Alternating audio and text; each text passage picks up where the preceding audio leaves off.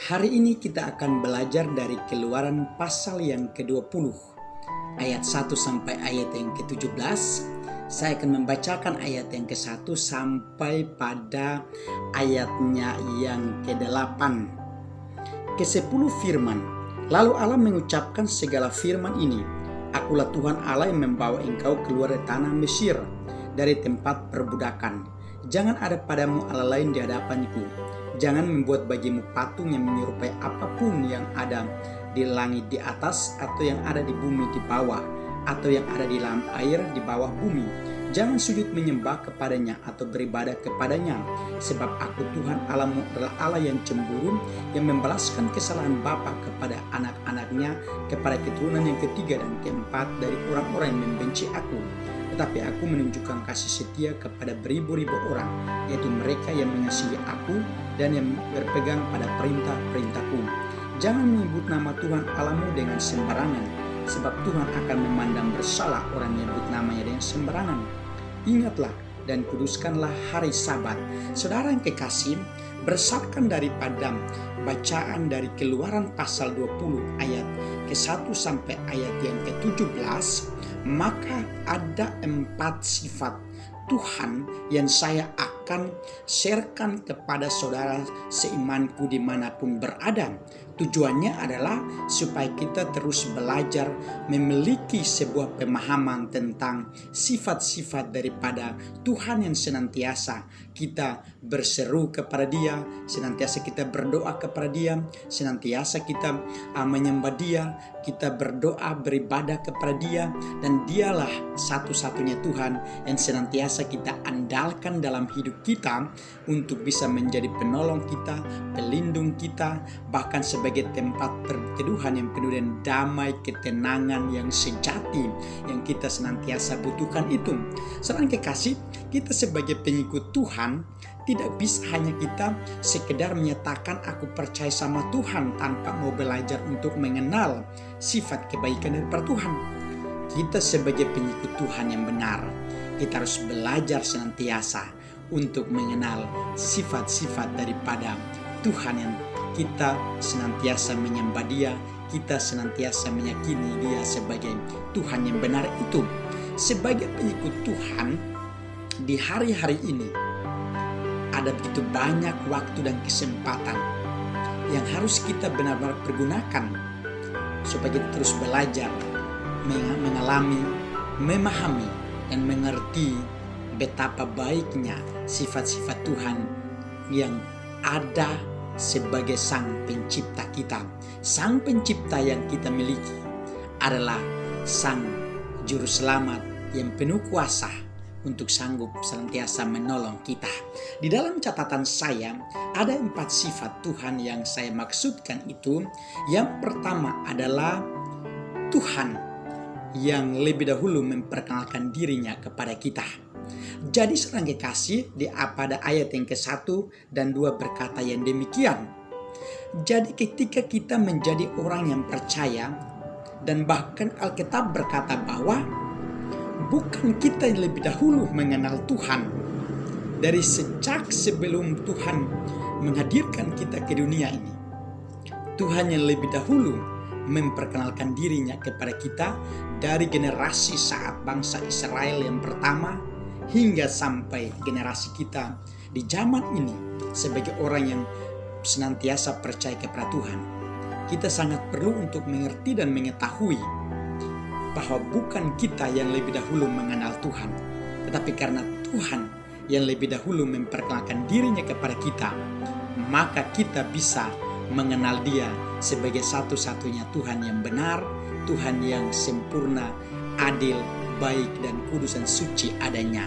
Saudara yang kekasih, untuk itu ketika bangsa Israel, mereka sebelum saat mereka hidup di dalam perbudakan, maka karena mereka tahu dan kenal bahwa mereka memiliki Tuhan yang benar, melalui apa yang disampaikan oleh Musa kepada mereka bahwa mereka harus meninggalkan tanah perbudakan.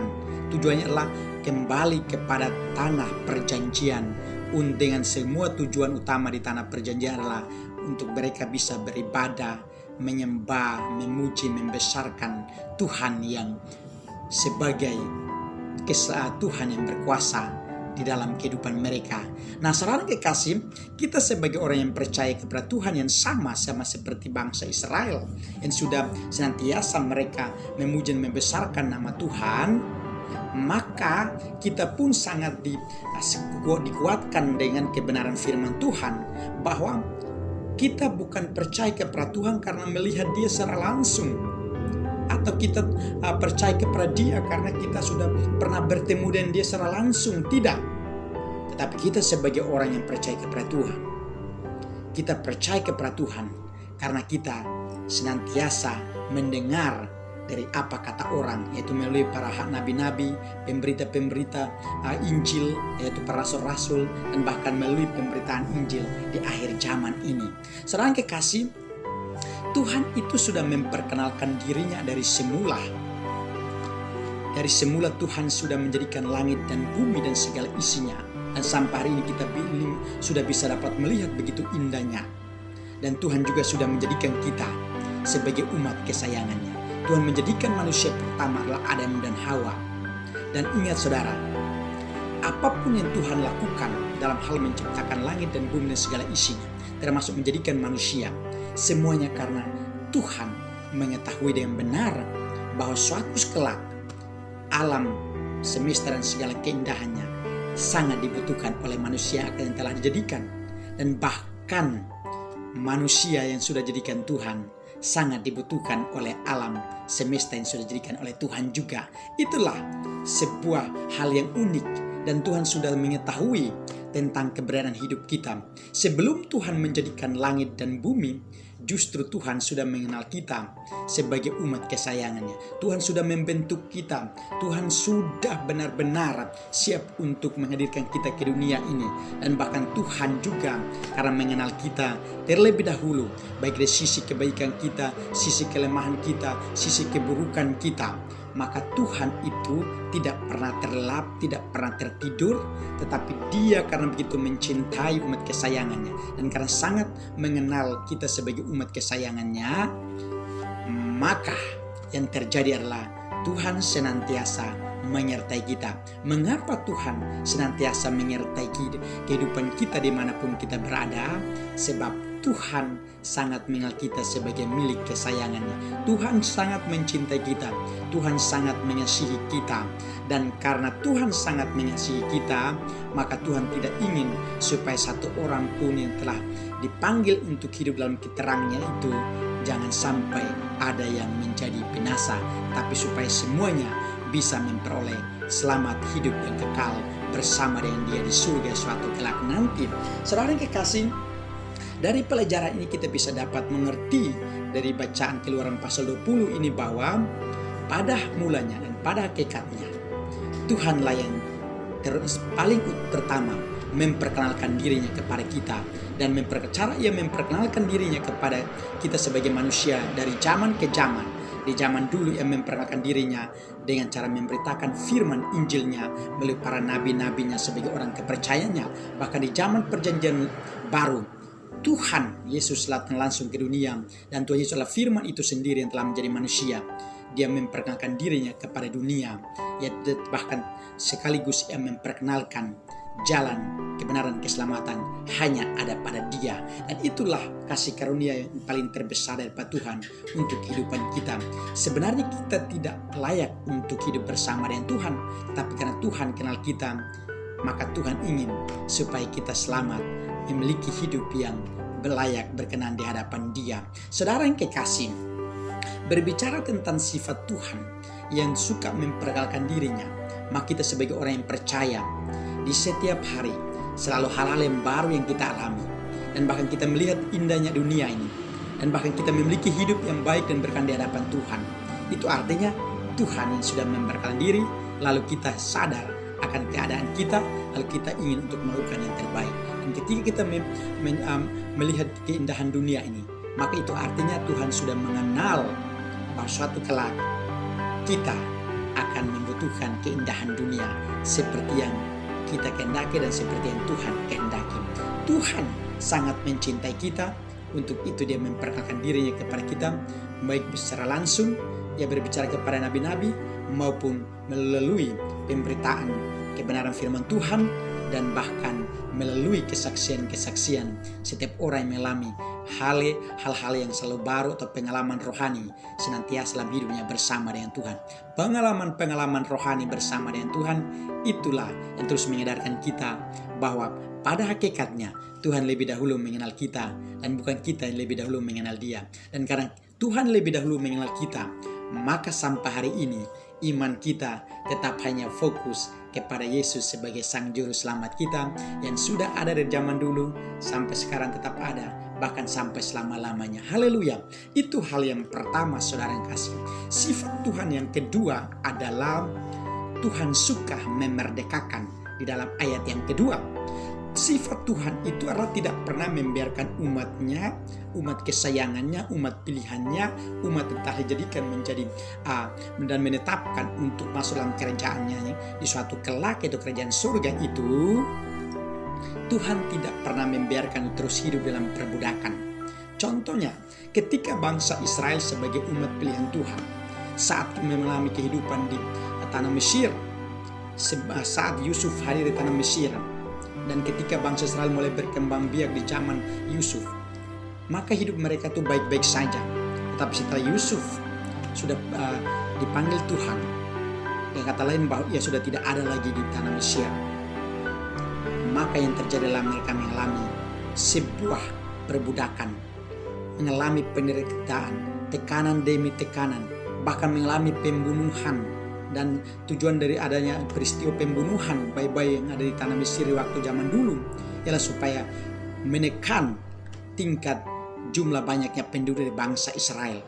Tetapi karena kemurahan Tuhan dan karena sifat Tuhan ini ingin memerdekakan umat kesayangannya daripada tanah perbudakan tersebut, tanah penindasan tersebut, yaitu Mesir zaman dulu itu, maka Tuhan mengutus seorang yang sangat dikasihinya, yaitu Musa, dengan tujuan untuk membebaskan umat Israel di tanah perbudakan itu.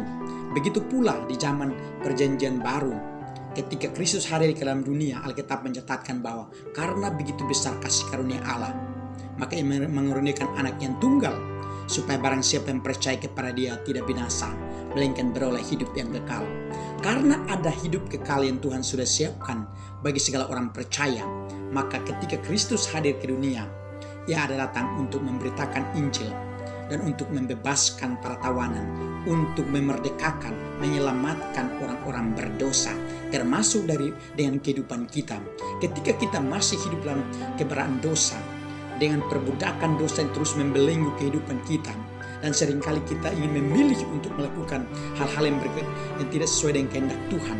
Bahkan kita lebih memilih untuk melakukan hal-hal yang jahat di mata Tuhan. Tapi ingat, Tuhan berkata, sekali-kali Dia tidak pernah meninggalkan kita. Dia selalu menanti kita. Untuk itu saat sekalipun kita berdosa, sekalipun kita hidup penuh dengan kegelapan, bahkan sekalipun kita benar-benar tidak ingin untuk tidak berdaya, tidak mampu lagi untuk menyelesaikan segala persoalan demi persoalan yang terus menekan hidup kita, terus memperbudak hidup kita, banyakkan segala musuh-musuh keinginan kita yang terus menekan hidup kita, dan kita merasa sudah lelah, angkat tangan, tanda tak berdaya lagi dan tidak mampu untuk membebaskan hidup kita. Justru Tuhan berkata, Tuhan memiliki sifat yang baik untuk hidup kita, yaitu Dia datang untuk membebaskan kita, Dia menolong kita, memerdekakan kita, sebab Tuhan rindu supaya umat kesayangannya hidup dalam kemerdekaan. Dan setiap kemerdekaan yang kita sudah miliki, yaitu keselamatan yang Tuhan sudah karuniakan dalam hidup kita. Ingat saudara, sekalipun kita memiliki banyak kebebasan dalam hidup yang Tuhan karuniakan, tetapi setiap kemerdekaan kita sebagai hak hidup kita untuk memiliki hidup yang layak di hadapan Tuhan, jangan salah kita pergunakan untuk melakukan dosa. Tetapi yang Tuhan inginkan adalah supaya kita mempergunakan setiap keselamatan yang Tuhan sudah karuniakan, setiap kemerdekaan hidup kita, setiap kemenangan hidup kita, supaya kita hidup di dalam kehendak Tuhan, di dalam memuji-muji nama Tuhan, di dalam melakukan kehendak Tuhan, dalam hidup dalam kekudusan, hidup dalam kesucian.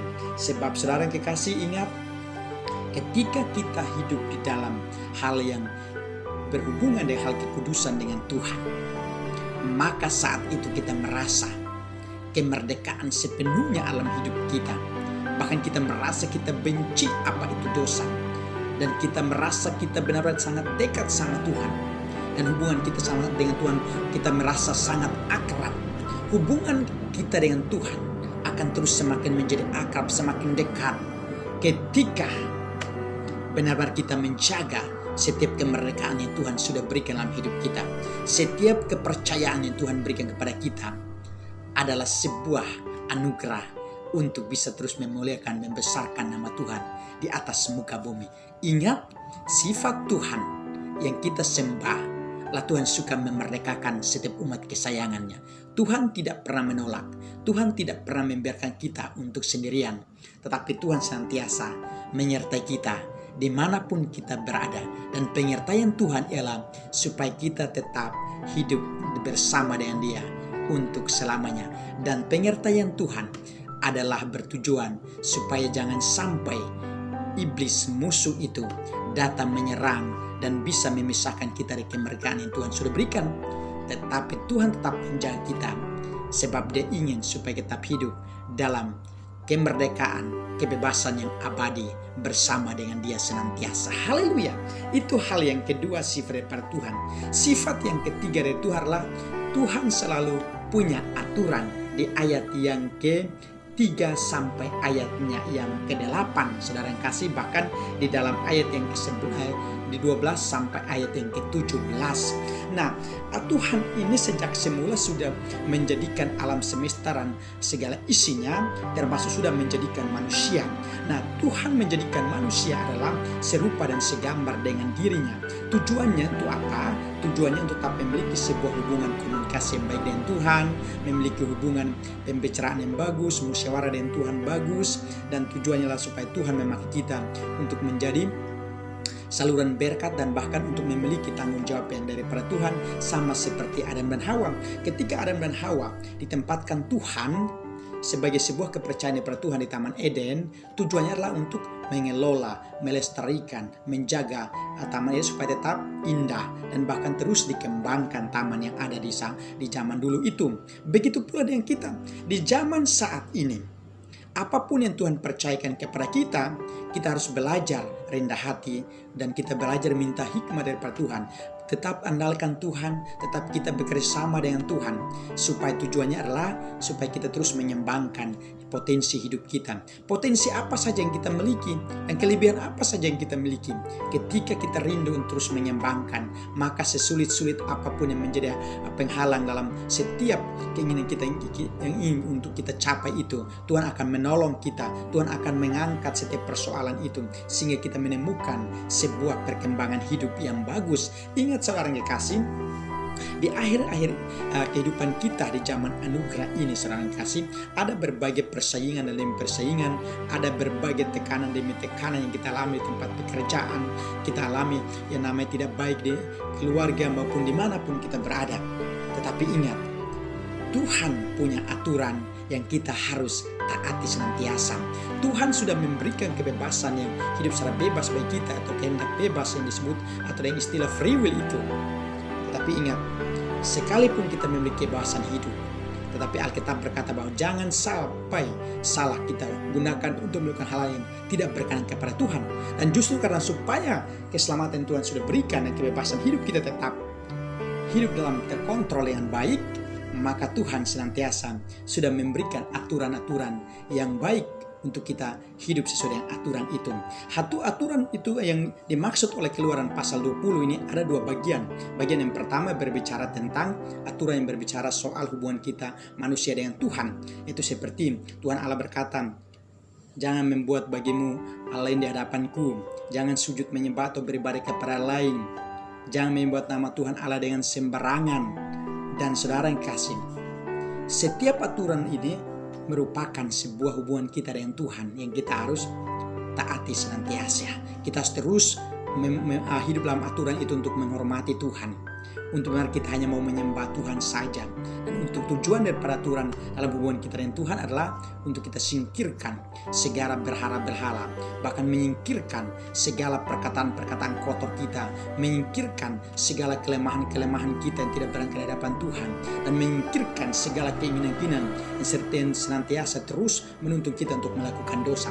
Hidup kita yang lama kita harus singkirkan, yang penuh dengan dosa kita singkirkan, dan kita mau berpindah kepada hidup baru di dalam terangnya Tuhan. Sebab dalam terang itulah kita memiliki hidup yang benar sesuai dengan kehendak Tuhan. Itu bagian hubungannya, aturan yang pertama yang Tuhan buat untuk kita. Aturan yang kedua yang Tuhan buat adalah soal hubungan kita dengan sesama, yaitu dalam ayat yang ke-12 sampai ayat yang ke-17, yang dimana di sana disebutkan adalah hormatilah ayahmu dan ibumu supaya lanjut umurmu di bumi. Bahkan jangan membunuh, jangan berzina, jangan mencuri, jangan mengucapkan saksi dusta tentang sesamamu, jangan mengingini rumah sesamamu, jangan mengingini istrinya atau hambanya laki-laki atau hambanya perempuan atau lembunya atau keledainya atau apapun yang dipunyai sesamamu. Jadi seorang kekasih, Tuhan sudah mengatur dalam kehidupan kita secara sosial selama kita mendiami dunia ini. Sekalipun kita memiliki banyak keinginan, terkadang kita itu memiliki yang namanya sifat keinginan berlebihan. Kita suka cemburu, amarah, emosi, jengkel, kita mengingini itu dan ini. Nah, kalau kita tidak mencapai, terkadang kita emosi, terkadang kita membenci sesama kita, bahkan membenci diri kita sendiri, membenci keluarga dan lain sebagainya. Ingat saudara, sekalipun kita memiliki banyak keinginan, tetapi keinginan yang kita miliki, jika Tuhan berkenan untuk membuat jadi berhasil, maka Tuhan akan memberkati dan berhasil. Tapi jika keinginan kita tidak menjadi berhasil, kita harus menyadari bahwa Tuhan punya rencana lain dalam hidup kita. Inilah cara berpikir orang yang setia sama Tuhan, berpikir positif, menanggapi segala sesuatu dengan positif, tidak dengan amarah, jengkel, tapi tetap tenang dalam menghadapi setiap persoalan. Orang yang benar-benar percaya sama Tuhan, yang takut sama Tuhan, dia ingin untuk menghargai orang lain. Dia hidupnya lebih suka untuk menyenangkan hidup orang lain. Bagaimana cara untuk memotivasi hidup orang lain? Sebab yang sadar bahwa hidup di dunia, Tuhan sudah punya aturan yang harus kita taati. Dalam hubungan kita dengan Tuhan, ada aturan yang harus kita taati. Dalam hidup kita dalam hubungan yang sesama, ada batas-batas aturan yang sudah mengatur kehidupan kita. Dan setiap tujuan dari peraturan-aturan itu adalah supaya jangan sampai kita melakukan hal yang bersalah di mata Tuhan. Itu artinya bahwa aturan Tuhan sudah berikan bagi kita adalah supaya kita hidup di dalam hal-hal yang berkenan di hadapan Tuhan. Dan aturan itu yang menjaga kita supaya kita tidak pernah menjauh dalam hubungan kita dengan Tuhan maupun dalam hubungan kita dengan sesama. Haleluya. Sifat Tuhan kita yang paling baik benar adalah sudah menyediakan aturan yang kita harus ikuti. Karena itu bacalah Keluaran pasal 20 dari ayat yang ke-1 sampai ayat yang ke-17 dan ikutilah aturan itu dalam hidupmu. Maka Tuhan terus memberkati setiap rencanamu, setiap keinginanmu, dan Tuhan menjadikan berhasil. Dan engkau akan temukan apa yang namanya berkat-berkat Tuhan berkelimpahan secara jasmani maupun rohani di dalam hidupmu. Haleluya. Saudara kekasih, itu hal yang ketiga. Hal yang terakhir, sifat Tuhan itu adalah Tuhan yang memberkati di dalam ayatnya yang ke-11. Saudara kekasih, Tuhan memberkati kita itu di mana saja. Tuhan juga bisa memakai kita itu di mana saja. Tuhan juga bisa menyertai kita itu di mana saja. Tergantung dari setiap respon kita, setiap keyakinan kita tentang Tuhan, bahwa Tuhan adalah kita dan kita adalah Dia, kita telah bersatu dengan Tuhan. Maka kita harus belajar untuk mengerti juga bahwa Tuhan memiliki sifat yang paling istimewa. Salah satunya adalah Tuhan suka memberkati umatnya. Yang menjadi penghalang berkat daripada Tuhan adalah kelemahan kita, keberadaan dosa kita, dan bahkan yang menjadi penghalang supaya Tuhan tidak mendengar setiap seruan doa-doa kita adalah kejahatan kita itu sendiri. Jadi bukan karena Tuhan yang menghalangi setiap berkat untuk kita, tapi kita yang sebagai manusia pilihan Tuhan seringkali memiliki kelemahan yang bisa menjadi penghambat untuk Tuhan menjawab setiap doa kita. Dan ingat saudara kasih, berkat yang Tuhan memberikan kepada kita bukan hanya untuk diri kita sendiri, tapi Tuhan memberkati kita supaya kita juga bisa dapat menjadi berkat bagi orang lain itu sama kita. Dan memang saudara kasih, ingat, untuk dapat menjadi saluran berkat Tuhan, baik materi maupun melalui kebenaran firman Tuhan, ada banyak kendala yang kita harus hadapi. Tetapi saat kita ingin untuk mencapai dan untuk menjalaninya dan untuk bertindak untuk melaksanakannya dengan baik, maka saudara ingat, jangan lupa libatkan Tuhan dalam perkara-perkara yang kita ingin lakukan. Sebab Alkitab berkata bahwa dalam segala perkara Tuhan turut bekerja untuk mendatangkan kebaikan bagi orang yang mengasihi Dia. Kita mengaku kalau kita mengasihi Tuhan, maka kita juga harus mengasihi sesama manusia kita. Dan berkat Tuhan itu akan senantiasa ada di mana-mana, tergantung dari kehendak Tuhan yang harus terjadi dalam kehidupan kita. Saudara yang kekasih, di ayat yang ke-11 ini berkata bahwa Tuhan sudah memberkati apa yang Dia sudah jadikan di zaman dulu kala. Dari semula itu langit dan bumi Tuhan sudah mengerjakan dengan bagus dan segala isinya, termasuk kehidupan manusia sudah dijadikan oleh Tuhan dengan sempurna. Dan bahkan Tuhan melihat bahwa apa yang sudah lakukan Tuhan semuanya menjadi baik dan Tuhan memberkati. Dan maka Tuhan memberkati, dan tujuan Tuhan memberkati segala sesuatu yang sudah dijadikan termasuk kehidupan manusia, tentu semuanya ada tujuannya. Tuhan tidak pernah memberkati sesuatu yang tidak memiliki tujuan. Tapi jika Tuhan turun tangan untuk memberkati, apa yang dipandangnya baik, apa yang dinilainya baik, apa dilihatnya baik, itu artinya ada sebuah tujuan rencana Tuhan di dalamnya. Nah, saudara kekasih, ketika kita sudah mendapatkan berkat-berkat Tuhan, bahkan berkat Tuhan itu dikatakan bahwa selalu baru setiap hari, baik berkat berupa materi maupun pengalaman rohani kita dengan Tuhan, hikmat Tuhan yang penuh dan yang selalu memenuhi kehidupan kita, bahkan kejadian-kejadian yang sangat menarik daripada Tuhan yang Tuhan izinkan supaya kita alami. Maka ingat, kita harus merespon dengan sebuah rendah hati, dan kita merespon dengan pengucapan syukur, sebab Tuhan itu sangat baik, dan karena itu Ia memberkati kita. Saudara kekasih, ingat, Tuhan yang lebih dulu memperkenalkan diri kepada kita. Tuhan juga yang paling utama. Dia yang paling pertama memerdekakan hidup kita. Dia yang punya aturan yang paling baik dalam hidup kita. Dan bahkan semua berkat-berkatnya, baik secara jasmani dan rohani, yang berkelimpahan, Dia sudah sediakan untuk setiap orang yang senantiasa mengandalkan Dia dalam segala hal. Berbahagialah orang yang senantiasa mengandalkan Tuhan, sebab Tuhan senantiasa berserta dengan orang itu, baik dalam hal apapun yang dilakukan orang yang takut akan Tuhan. Tuhan selalu campur tangan menjadi berhasil. Haleluya. Dalam nama Yesus, kiranya kebenaran firman hari ini menjadi berkat untuk kita sekalian. Haleluya. Amin.